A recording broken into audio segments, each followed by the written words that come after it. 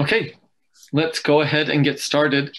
Welcome to tonight's 6 p.m. City Council meeting. Today is Tuesday, March 2nd, 2021. I believe we have everyone.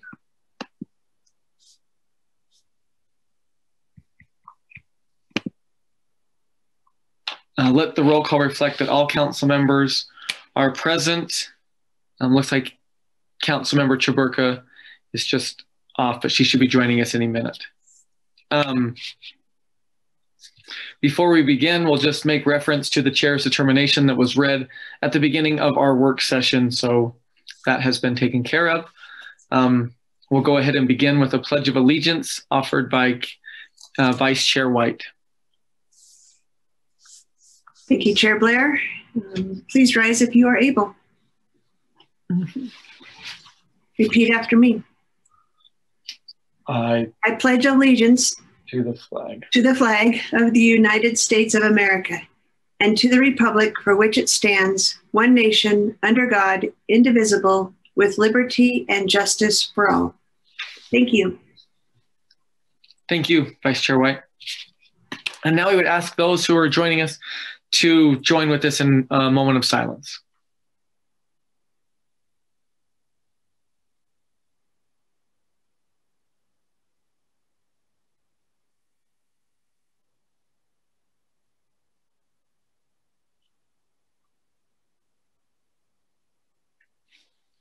Thank you.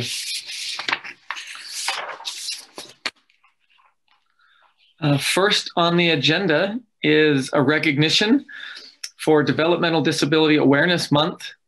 And we've asked Councilmember Nadolski to read that for us. And we have Andy Curry from Roads to Independence here to accept that on their behalf. So we'll turn the time over to Councilmember Nadolski. Thank you, Mr. Chair. I appreciate this opportunity to declare March 2021 Developmental Disability Awareness Month in Ogden City. I'll read this recognition before taking action. Whereas developmental disabilities affect millions of people throughout the world and many in our community, according to the Centers for Disease Control and Prevention, developmental disabilities are a group of conditions due to an impairment in physical, learning, language, or behavior areas. These conditions begin during the developmental period, may impact day-to-day functioning, and usually last throughout a person's lifetime.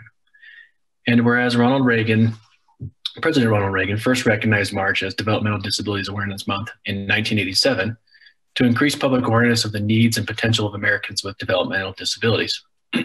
And whereas parents should be aware of developmental milestones such as speech and behavior to detect early signs of a development disability in their children.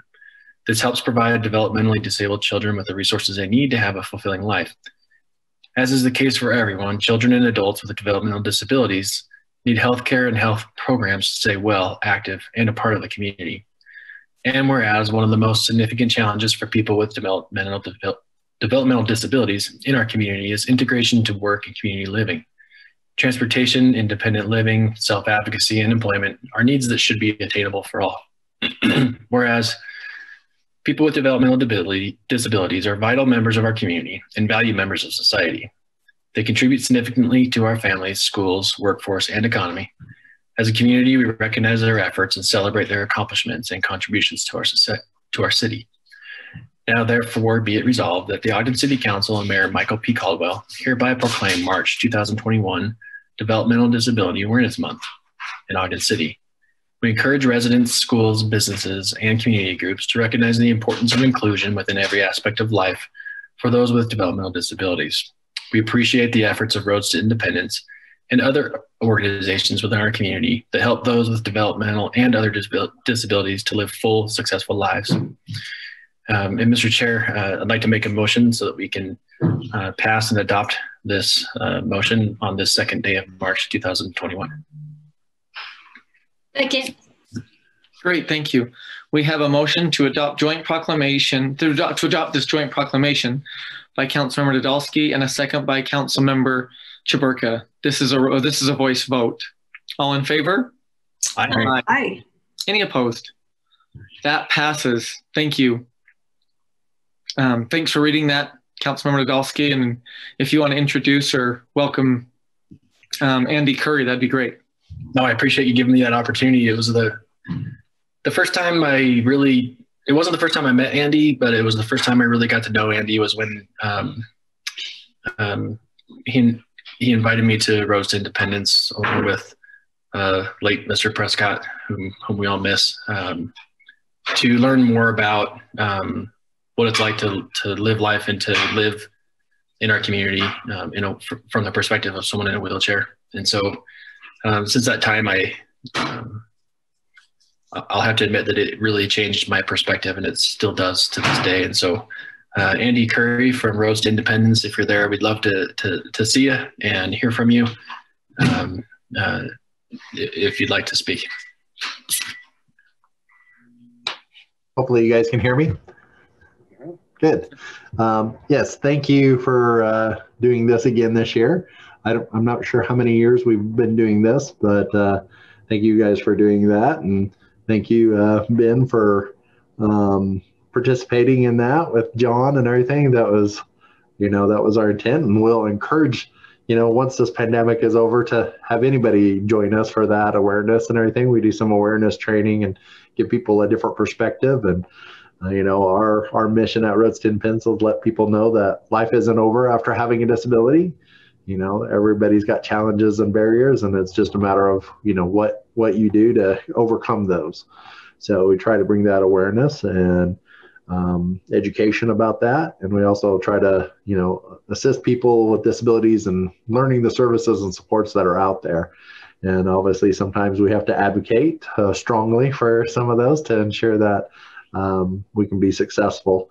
And like the proclamation says, one of the big pieces that we always advocate for is full inclusion and employment. We want to see as many people employed as humanly possible, and if they can work, to work as many hours as they can or are able to. And so I just appreciate you guys bringing this awareness. And this is a unusual year with all the pandemic and everything going on. So hopefully, we will be able to do some of our awareness training and get that basketball game going.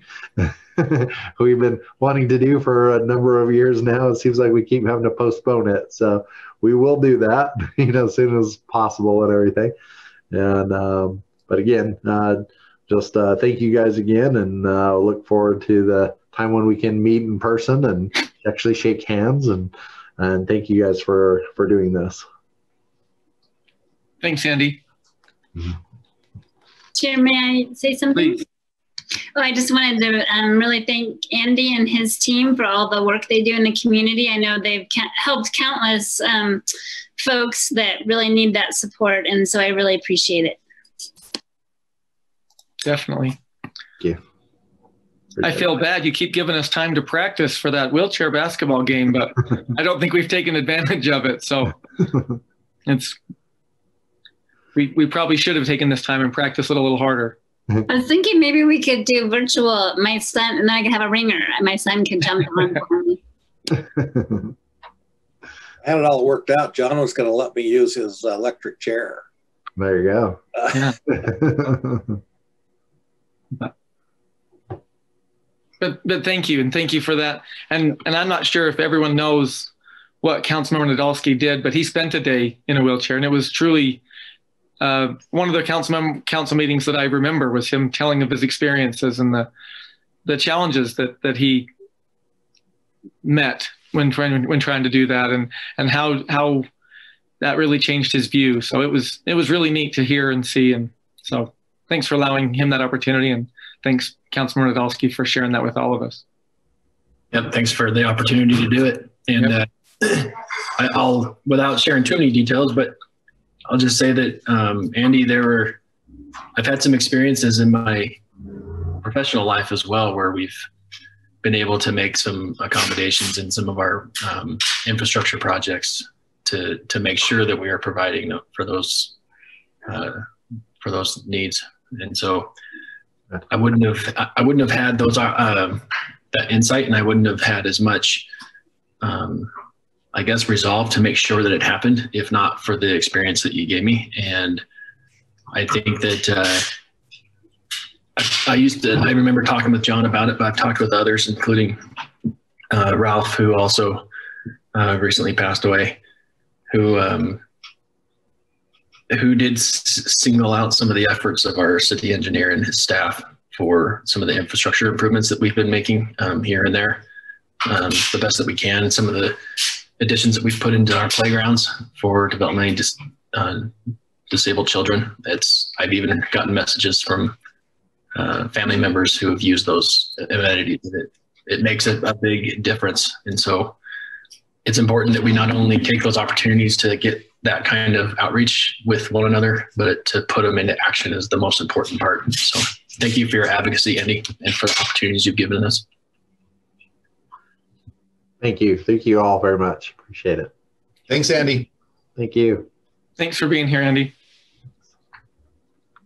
Okay, next up is 3 items listed under common consent and will be set, they're under common consent to set public hearings for March 16th on all of those. So with that, I'll go ahead and accept a motion to approve the items listed under common consent. Chair, I'll make the motion that we approve our common consent agenda, which will be setting the public hearing for March 16th on each item. I second.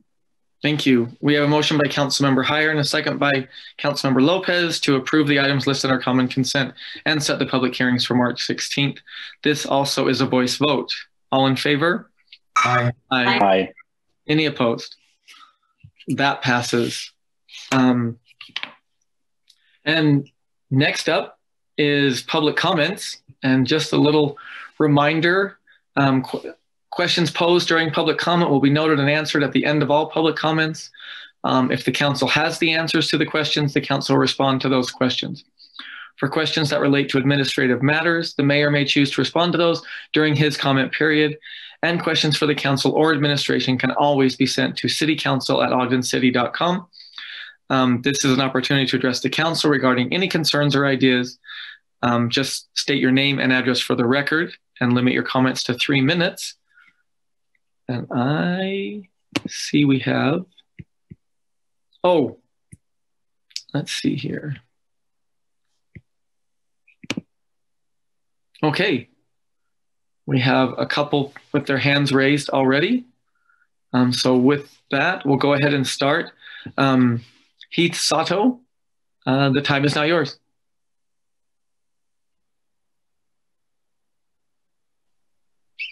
Hi, Heath Sato, Ogden resident. I emailed you all yesterday with details about the points I'm touching on tonight regarding the Brown Ice Cream building property. Point number 1 is Brandon Cooper told the RDA that the broker's estimate was brought to the city by the buyer. Later, Mr. Cooper told the RDA something different, that this broker was representing the city.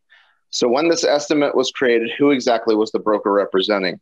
Number 2, the building was mysteriously measured less than half its actual size by this broker that has 20 years of experience, and Brandon Cooper supposedly never noticed this error.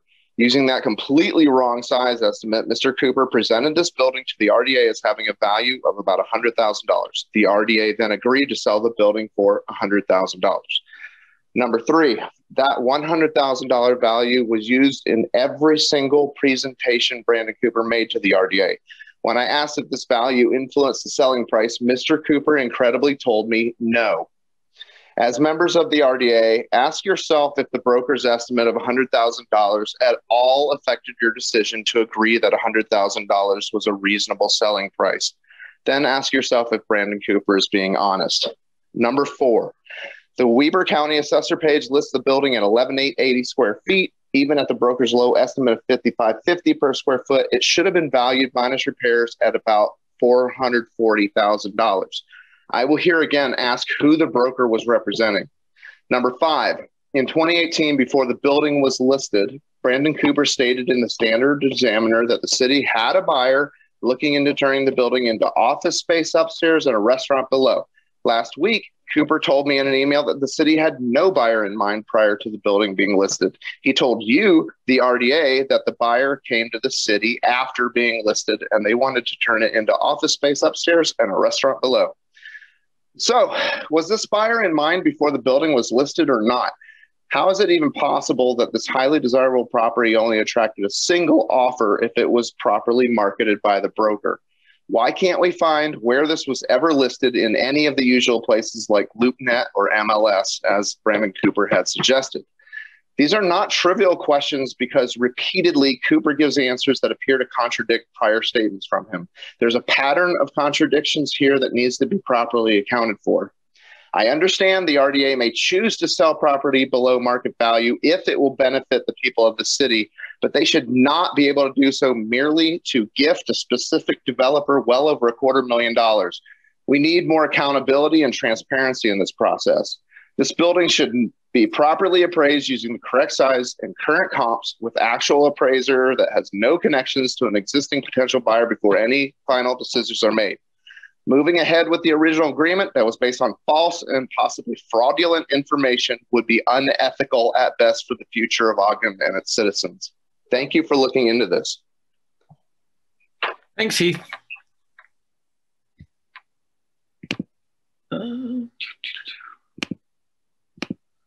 Okay, the next with their hand raised, it looks like Gina McCracken. Go ahead, Gina. The time is now yours. Oh, can you guys hear me? Yes. Okay, cool. Yeah, so I'm Gina McCracken. I'm a newer community member. I moved here in August, and I am a graduate student in the environmental sociology department up at Utah State. I decided to live down in Ogden because I visited and I thought this was a lovely community. And so that's what brought me here. And so I reached out to the council via email sometime last week to ask about climate action plan and things like that. And I was forwarded the agenda for what I think is the sustainability committee or something along those lines. And I was informed that they only take public comment every now and again. It wasn't clear when. And so I really just want to stress and suggest that we allow this sustainability committee to take public comment at every meeting and allow for some form of dialogue, because I think it's of critical importance that community members are able to partake in decision-making around environmental issues. And the other thing is I want to know what this community is doing in regard to environmental justice. So we know with the climate crisis that people of color, people with marginalized identities, and people with lower income are going to have the hardest time managing crises related to climate change. And so I want to make sure that those voices are being amplified in discussions about climate action. And without this public comment and discussion period open to the public, I don't see how that's being done, because it's my general assumption that people that are often in office at the local, state, and even federal levels are not necessarily representative of those identities that I was just speaking of. And so, yeah, I just want to stress that it's so important that we allow community members to not only make comment, but to be a part of the decision-making process in regard to climate change, because I am of the belief that if that was the case, then maybe we'd have some more rigorous climate action goals. And so I don't know if any of you are on that committee or in contact with people on that committee, but if there's any way to relay these comments over to them, or where you can suggest that I directly speak with some of them about my ideas and suggestions, I would really, really appreciate that. And that's all I have. So thank you very much for your time. Thank you, Gina.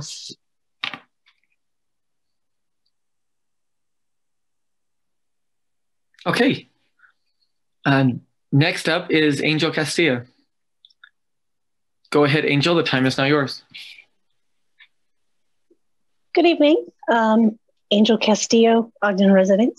I wanted to ask some questions about status of the Marshall White Center. I'm aware that the survey was completed on Sunday, the deadline for filling that out. But I really want to talk more about whether or not where we are with engineering. When we talked about it in the work session, it was said that the whole process of going through whether or not the Marshall White Center would be sound to be able to be built upon, or whether or not it would need reinforcements or new construction to support any expansion.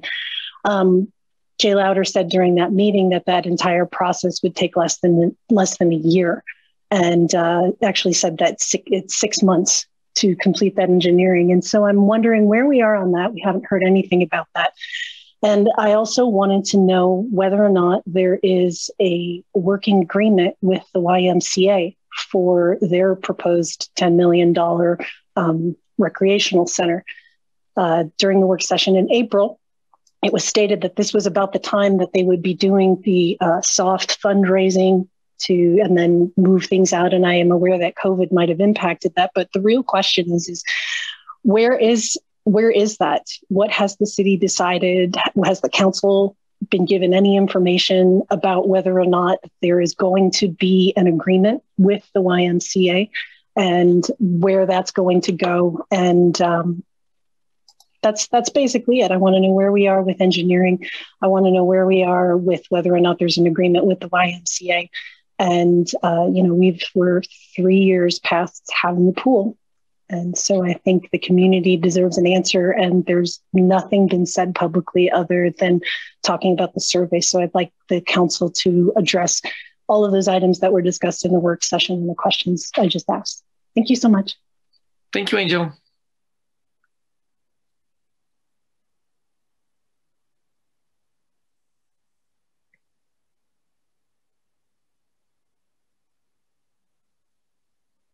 Okay, I don't see any more hands raised.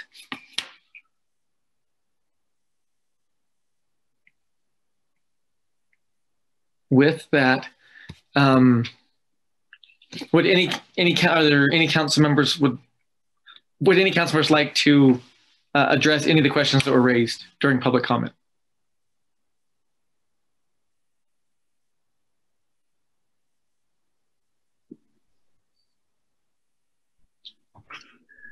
I know you'll be shocked here, but I'd be happy to respond to a couple. Great, thank you. In response to Heath Sato, I did get the email and talked with you on the weekend, and I agree that the process should be more transparent. So I think we're gonna have those discussions as we move forward. And then Gina, I think I must have missed your email, so sorry about that. I will get on that. And I don't know what the process is for doing public comment for the Sustainability Committee. Honestly, I didn't know that they even took public comment or et cetera. So I would. I'll find out about that. And then Angel, I agree. I'm looking forward to understanding better where we are in the process with Marshall Waite as well. So we'll see if there's any other response.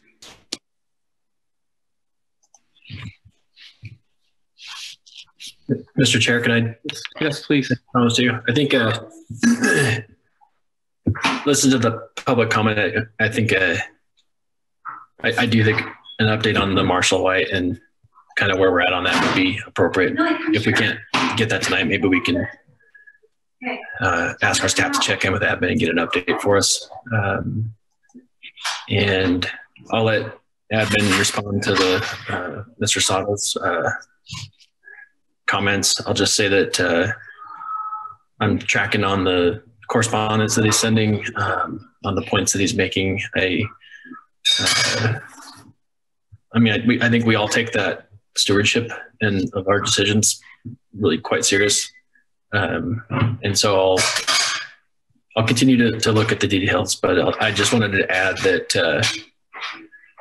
at the same time, I have felt like Brandon has been really tried hard to be forthcoming with facts and details with us, especially in the past year or so. And so I just want to share that I'm not that I am aware of the correspondence and the details that are being provided to us, but that that I appreciate the efforts that Brandon has put forward to be transparent with the information that he has. So with those two things in mind, I think that we're going to get to a good answer. I just want to make sure that we're doing it in a reasonable and responsible way that just gets to the heart of the facts. And I think that we'll do that through our formal process. Great, thank you. Chair. Yes. I agree with Ben. I believe Brandon will bring forth the right amount of information that we need. I think he's forthcoming. I think he's very astute to developing this type of a project. This is not a real easy project to do, and there are some complexities to it. But I have trust in Brandon that he'll be bringing forth the information that we may need to make the correct decisions at the appropriate time. This is a very important property for the development not only of downtown Ogden, but also for the future of Ogden and looking to the west of the city. The Marshall White Center is, again, that is a complex issue. We did meet last week with the YMCA in a conference, and I think they're interested in doing the best thing for Ogden. I think we're still in the infancy of developing that type of a program. It's going to take some time to develop the Marshall White Center. The Marshall White Center may take on other scenarios that we haven't considered, but I'm interested to see what the survey has to say and moving forward. But we're not to the point where we have to determine whether we have an agreement with YMCA. We're to the point where we're trying to find the best method of developing that type of a structure for all of Ogden, not for a certain segment, but for the complete citizens of Ogden. Chair, if I may? Please. Just quickly want to echo what's been said. I also look forward to hearing more information about this building and about the Marshall White. I appreciate the questions that were raised, and I am honestly, sincerely just tired of asking, because I've been asking for 5 years. When are we ever gonna have a good, decent center for the community? So hopefully we'll get some answers at some point. Thank you. Thank you. Yeah, I was just going to echo that we did meet. I believe, I know I met a couple weeks ago with the YMCA, and yeah, they're still excited to partner with us. Still looking forward to it. The city has some things that we have to do on our end, and we're working through those things. So we're still moving forward. Not some people would want us to, but we still are moving forward and trying to get those things, get our end situated so that when we partner up and move forward, that we're ready to go. So, and if the administration wants to speak more on that, they can, but we all, I think all council members have met with YMCA now and had that opportunity to get an update on that. So, if there's no other responses, we'll go ahead and turn the time over to the mayor for mayor comment. Chair? Yes. If I just may, just as a follow up to your comment, I would hope that there was stronger leadership coming from the city and not so much from YMCA. I appreciate what YMCA is doing. I really do. And we need their support and their leadership. But I wish that there was more powerful, more bold leadership coming from our city about the Marshall White. And there have been too many lapses, I think, throughout the years on doing something about this. So I appreciate the efforts from everyone.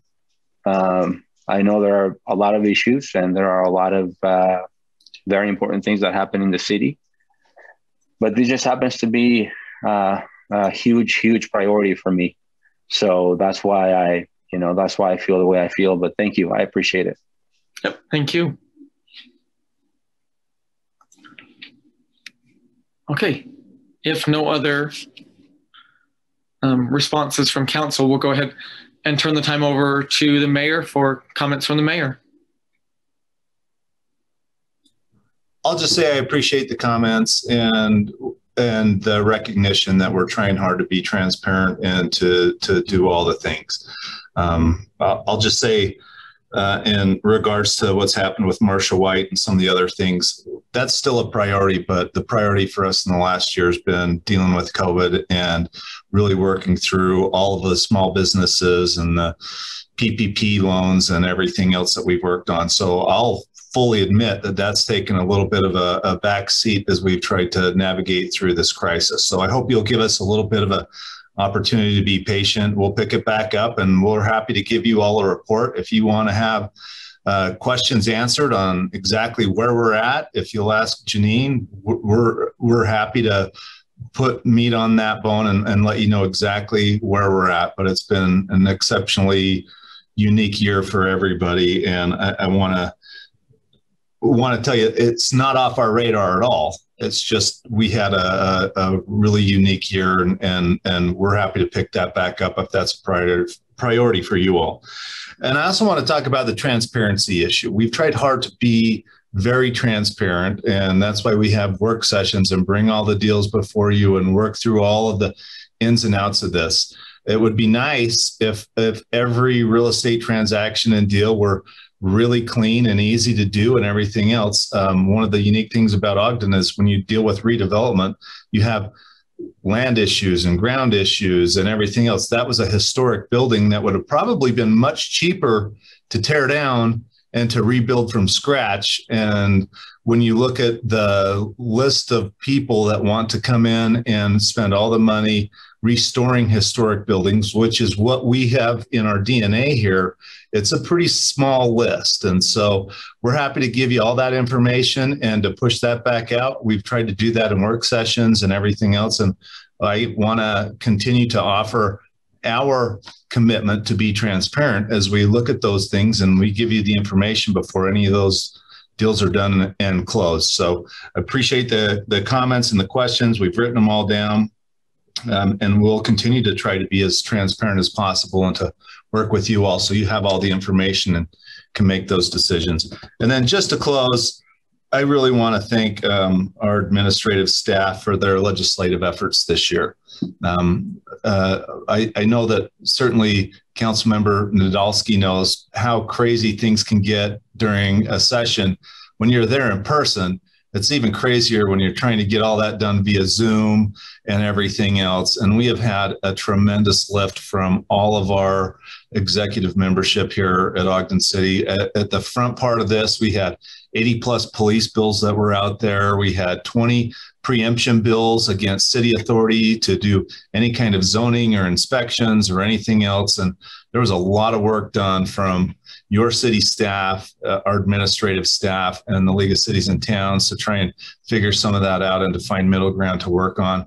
It's been an exceptionally hard year, and I'd be remiss if I did not thank them for all of their efforts to protect your ability and our ability to help direct how we manage our city and to help keep some semblance of local control and everything else. And I know that a lot of that work goes unsung and it goes on behind the scenes that a lot of people don't get to see or hear about, but they've done a phenomenal job this year. And I just want to publicly thank them all for what they've done in this really, really difficult legislative session.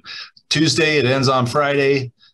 We've come a long way in 6 weeks, and I just want to publicly say thank you to all of those that have worked all nights and all weekends over the last 7 weeks. They've done a great job and they've represented you very well. So thank you. Thanks, Mayor. Okay, comments from council members.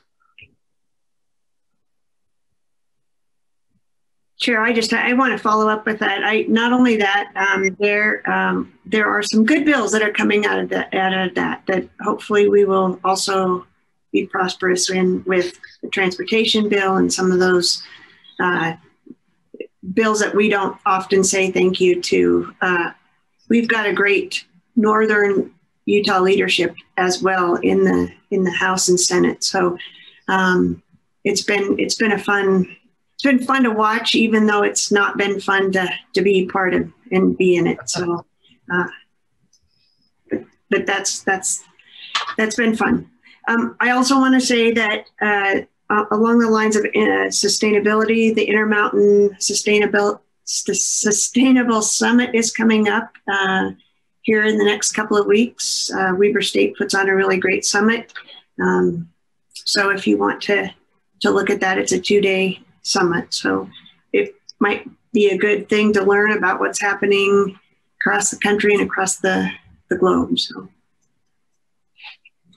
I'll be there. Okay, thank you. Any other comments from council members? Chair? Yep. I'd just like to mention that on Friday, we broke ground on a new art plaza there on the corner of Ogden Avenue and 25th Street. It's not as part of the 9 Rails district, and it's going to enhance and impact Ogden for many, many years. And it's nice to see that type of development on that corner there. So it was a great event. It was a little cold that day, but we were able to withstand that. But also Weber State won their first game by a considerable margin. I predict that they'll win the next one by 17 points. Okay, thank you. We've got Councilmember Stevens predicting games. Things are starting to get back to normal again. Chair? Yeah. I just wanted to quickly wanted to give a shout out to someone that helped me from the planning department, Joe Simpson. I called in last week because I had some questions about some work I'm doing around my house, and this gentleman, he was extremely kind and helpful, and just some really great customer service. So I wanted to let the administration know if they have any way to pass on that appreciation to this person that just wanted to put it out there. Sometimes, when I get a chance to call city or have interactions with the city, I kind of I feel like I'm just kind of testing a little bit our customer service, and this time to me was just incredible. So I wanted to make sure I let that be known. Thank you. Thank you. Okay. Mr. Chair, before we move on, sorry. If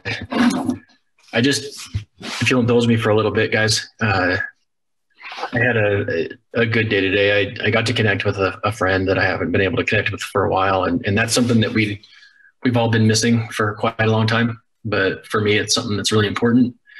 And in this particular connection, I was reminded of an interview with Amir Jackson on a podcast recently. And I think we all know Amir, and I think it's safe for me to say Amir is someone that all of us universally respect. Just as a community leader, but also as a person. And I took the time and the recommendation to listen to that podcast. And one of the things that Amir shared in that podcast is that sometimes the most important things for us to do are simple things. And sometimes the most impactful things that we can do are to help an individual person. And so, and he also said that it's free for all of us to tell somebody that we love them. And that simple gesture can go a really long way. And so as I'm sharing this with you guys because as I listened to the podcast, I reflected on an experience that I had here with you guys recently, and particularly with Councilmember Heyer. And I just want to share something from my heart to Rich and to the rest of you guys, but to anyone else that's watching, that I've said a number of times that the pandemic's taught me a lot of things, and that one of those things is that it's the time that we have with our loved ones is really precious, and that the time that we're spending away from them is really important to me. And so as my girls are getting ready in the background to go to basketball practice where I'm supposed to be with them, I'm mindful of the time I'm spending away from them. And so I do plan and will continue to speak my heart and to speak with candor. And it's always going to be my goal to speak with kindness. And I did that recently as we discussed a street renaming issue. And I still feel that I spoke with kindness. But it was really important for me to speak with candor. And it's also really important to me that when I speak with candor, that I'm leading with love, and that I'm not hurting people that I love. And I fear that I did hurt someone I love, and that Councilmember Heyer, I just want you to know that I love you, care for you, and I'm sorry if anything I've done or decisions I've made have hurt you. That's never my intent. And I hope that I hope that you'll also allow me to speak my heart, and even on the times where maybe I'll lose track of that kindness, that you might give me a subtle nudge as a friend to remind me to stay kind, but also to support me in my candor, and to let all of you guys know that I would want to do nothing but the same for all of you. So that's what I needed to say tonight, and I thank you all for giving me just a few extra minutes to say it. Well, let me reply then, Ben. I've got a pretty thick skin anyway, and your candor has never been an issue for me. And I wanted to express my love for you too. I have friends, and then I have good friends, and I list you in the latter. I don't loan my tractor to just anybody. So anyway, I just want you to know that some of the comments that I made, I hope they weren't misconstrued either. I just think it's really important that we have open dialogue, mutual respect, and that, you know, I spoke up a few times this last few months to give voice to people that I don't think had a voice, and that's kind of why I spoke up. I just kind of felt like I had to, just so that the other part of the equation was heard. So anyway, no, Ben, don't be too concerned about that our friendship has been damaged, because I hope it hasn't been from my perspective. So perhaps we do need to do something to touch base again with one another, and I hope we can do that soon. Tacos fixes everything, just so everybody knows. Okay? I'm coming for tacos. Well, I think it's baby back ribs, but you know, if you're smoking them, then yeah, it is. You're right. But I just think it's really important that it's just politics, and sometimes it reaches into our own circles, but it doesn't have to be that way. But I do think it's important that we are all candid with each other and honest and loving and kind. And so I had no doubt that our friendship was in a good place, Rich. I just do feel it's important for me to say those things when it matters to me, when someone matters to me like you do, and everyone else on the council. But it's important that the community knows that we're not just people that are talking in meetings. We're people that have opinions and strong feelings about things, and that sometimes you got to get uncomfortable in order to challenge your own views too. And I think that we've made each other uncomfortable in some of our recent discussions, and I think that's a healthy thing. As long as we're willing to just embrace the discomfort, embrace the challenge of our own histories and our own backgrounds and viewpoints of the world, and to allow ourselves to consider the viewpoints of others. So thanks for everything you guys do to allow for that to happen, you guys. Love you all. I think our council members, we all have a good relationship with one another. We like to associate with one another, and I think that's the real value. We know each one of us have different opinions and different ideas, and that's another great ingredient about our council, is that we can express those freely, but we're all one with one, and when the decision is made, we decide to support that decision. And so I believe we've got a good relationship with our council members. At least that's my perception.